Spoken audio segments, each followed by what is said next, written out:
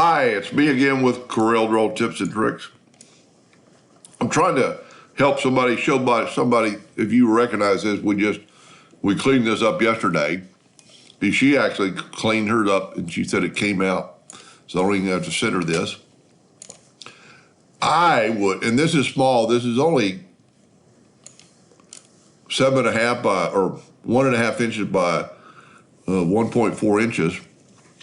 I would, in this case, she's doing it on wood. I would definitely do this. It would make it pop and make it look better.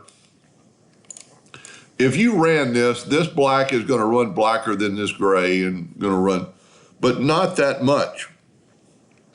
And you can kind of test that out on a scrap piece of wood. So what I would do in this case, being that it's so small, we have this drop shadow that we created yesterday. I would get rid of the drop shadow by left-clicking No Fill, and you still have that line that's going to engrave. So all that is black.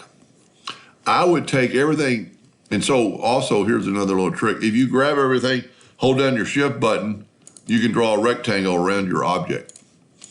And then that way, if you wanted to run it in the top left corner, and that should, if you have snap to page on, which I do, it should snap to right there. There we go.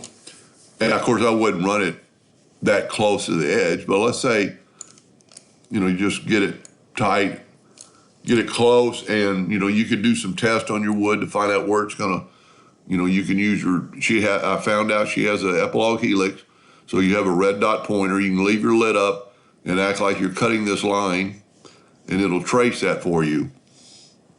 But this is how I would do it. This thing is only 1.5 inches big. Let's make our nudge factor 2. And I'm going to take away that gray, that gray, that gray, and that gray. And then I'm going to run this on black.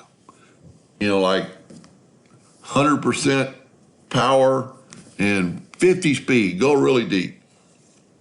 Make it look good. Then move that out of the way, and I would actually, I'm a little bit meticulous, I would run these two colors, because they're exactly where they need to be. I would run them at 50 power and 50 speed, or 70 speed, or even something even less than that. And then that way, if it's not quite dark enough, you could always run it again, you're not hurt. And then I would move them out of the way, and then I would nudge these, and if people are going to ask, well, here's your nudge factor, and I'm just using the arrow keys to move them back and forth. And then you could run these at like 25 power and 25 speed or 50 speed. You'd play around with it and get a really light burn. Then when you put that, when it's done, you're done.